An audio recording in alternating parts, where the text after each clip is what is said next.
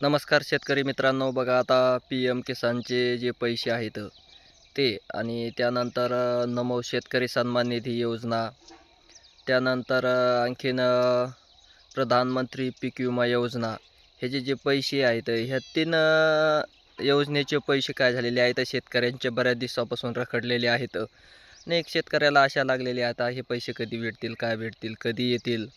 आणि ह्या वर्षी काय झालेलं आहे, पूर परिस्थिती अतिवृष्टीने खूप मोठ्या प्रमाणावर शेतकऱ्याचं काय झालेलं आहे, नुकसान झालेले असल्या कारणानं जवळपास बरेच पिकं तुरीचं म्हणा, त्यानंतर सोयाबीन म्हणा, उडदासारखं नुकसान तर कोणत्याच शेतकऱ्याचं झालं नाही असं म्हणावं लागेल. कारण पूर्ण उडीद काय झाला होता, पावसाने पूर्ण नुसता नाबूद झाला होता. पूर्ण शेंगा फुटून खाली काय झाल्या होत्या, गळून पडल्या होत्या. आणि त्यामुळं मग शेतकऱ्याचं बरंच काय झालं होतं, यावर्षी अतोनात नुकसान झाले असल्या कारणानं बऱ्याच शेतकऱ्यांनी काय केलेला होता, पीक विमा भरलेला होता. आणि पीक विमा भरून मग आपल्या पीक विम्याची ई पीक पाणी शासनाने काय केली होती, बंधनकारक केली होती. आणि ती ई पीक पाणीची प्रक्रिया ही सर्व शेतकऱ्यांनी पूर्ण केलेली आहे. त्यानंतर काही राहिले होते शेतकरी ई पीक पाणीपासून वंचित राहिले होते. त्या शेतकऱ्यांनी सहाय्यकाच्या मार्फतही काय केलेली आहे, पूर्ण ई पीक पाणीची प्रक्रिया जी आहे ती काय केलेली आहे, पूर्ण करून घेतलेली आहे. त्यामुळं आता फक्त शेतकऱ्यांना एक आशा लागलेली आहे. शासन पण सांगतं ह्या दिवशी येईल विमा, त्या दिवशी होईल, त्या दिवशी मार्ग मोकळा होईल, ह्या दिवशी खात्यावर जमल, पैसे पडतील, असं होईल, तसं होईल. असं पूर्ण काय केलं जातं, सांगितलं जातं.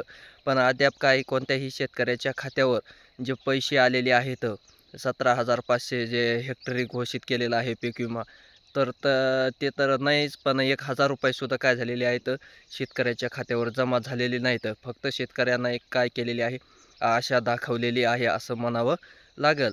तर काय होणार आहे, हे जे पीक विम्याचे पैसे आहेत ते सुद्धा काय होणार आहे, येणार आहेत शेतकऱ्यांच्या खात्यावर, ते जमा होणार आहेत. पण 17,500 होते की 17 होते की 1,000 होते की 5,000 होते, हे किती होते काही सांगता येत नाही. कारण त्याची जी टक्केवारी वगैरे असते ते काय होतं असते, का त्याची काढली जाते. आणि मग टक्केवारी त्यानंतर मग त्या मंडळाचं नुकसान वगैरे, त्यानंतर मग नुकसानग्रस्त ते मंडळ जाहीर केलेली आहेत का, हे सर्व काय केलं जातं, पाहिलं जातं. मग आपल्या मंडळाची नुकसान झालेलं आहे का, ज्या मंडळामध्ये शेतकरी आहेत त्या आहे का नाही, असे कितीतरी मंडळ असे आहेत की ते काय केले आहेत, पीक विम्यापासून वंचित केले आहेत, म्हणजे वगळलेले आहेत.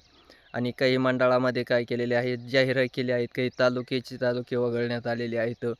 असं काय झालेलं आहे, शासनाने म्हणजे घोषित केलेलं आहे, याद्या वगैरे ते आता लवकरच प्रसिद्ध होतील आणि ते पैसे शेतकऱ्यांच्या खात्यावर येतील. पण जेवढे घोषित केले आहेत, जेवढी घोषणा केली आहे, तेवढे काय पैसे या शेतकऱ्याच्या खात्यावर अद्याप कोणत्याच योजनेचे जमा झाले नाहीत. त्यामुळं मग ह्याही योजनेचे जमा होणार नाहीत, असं एक शेतकऱ्यांना एक अंदाज आहे. पण जेवढे येतील तेवढे, जेवढे भेटतील तेवढे, त्याचीच काय आहे, एक शेतकऱ्यांना आशा लागलेली आहे. त्यानंतर आणखीन पी-एम किसानचा जो हप्ता आहे, तो बरेच दिवस झालेला येऊन गेलेला आहे.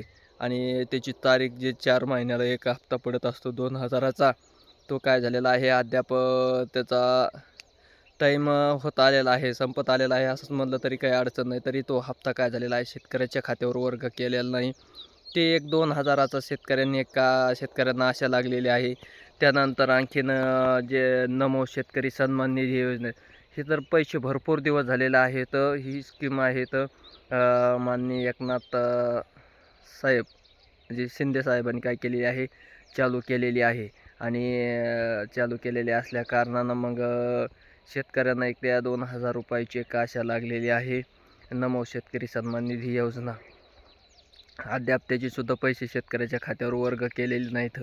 आणि त्याची एक आशा लागलेली आहे. हे सर्व पैसे शेतकऱ्याच्या खात्यावर येतील, पण थोडासा त्याला काय लागणार आहे, टाईम लागणार आहे. आणि शेतकऱ्यांतर घाई गडबड झालेली आहे, एक आशा लागलेली आहे की कधी पैसे येतील, काय होतील, कधी पडतील पैसे, आहे का नाही. अशी काय झालेली आहे, एक आशा निर्माण झालेली असल्या कारणानं पी-एम किसानचा हप्ता काय होणार आहे, येणारच आहे. आता काही दिवसामध्ये त्याची घोषणा वगैरे जी-आर होईल आणि त्याचे बजेटची तरतूद केली जाईल. आणि त्यानंतर मग तो हप्ता वर्ग करायला काय केली जाते, सुरुवात केली जाते. त्यानंतर नमो शेतकरी सन्मान निधीचंही तसंच आहे.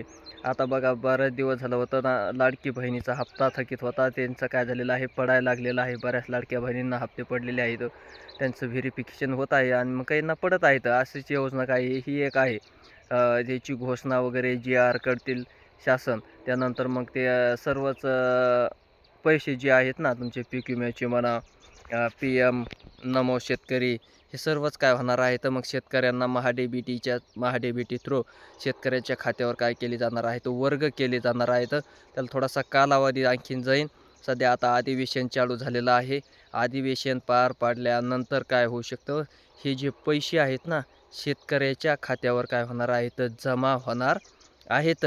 जे नियम अटी वगैरे लागलेले आहेत PM किसानला, त्या काय होणार आहेत त्या शेतकऱ्याचे काय होतील बंद होतील आणि ज्यांचे काय चालू राहतील जे नियमामध्ये पात्र लाभार्थी आहेत त्यांच्या खात्यावर पैसे काय केले जातील, जमा केले जातील. आणि पीक विम्याचं बी जे मंडळावाईज ज्या पिकाचे पंचनामे वगैरे होऊन काढणे पश्चात यंदा वेगळीच पद्धत काय केली होती, अवलंबवली होती आणि त्या योजनेची मग पंचनामेही झालेली आहेत, प्रयोगही केलेले आहेत आणि मग त्यांचे अंतिम अहवालही काय झालेले आहेत, तयार झालेले आहेत आणि ते शासनाला गेलेले आहेत म्हणजे पाठवलेले आहेत आणि ते शासनाला पोहोचले, मंजूर झाले की मग शेतकऱ्याच्या खात्यामध्ये पीक विमा पाडण्यास काय होणार आहे, मार्ग मोकळा होणार आहे.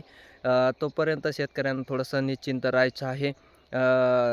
आता सध्या अधिवेशन चालू असल्याकारणानं सर्वच यंत्रणा अधिवेशनाकडे गुंतलेली आहे आणि अधिवेशन झाल्यानंतर मग हळूहळू काय होणार आहे तर हे सर्व जे पैसे आहेत ना शेतकऱ्यांचे रखडलेले शेतकरी योजनेचे जे योजना शासनाने चालू केलेले आहेत त्या योजनेची काय झालेली आहे, जे शेतकरी पात्र लाभार्थी आहेत ना त्यांच्या खात्यावर जे पैसे येतात ते पैसे रखडलेले आहेत.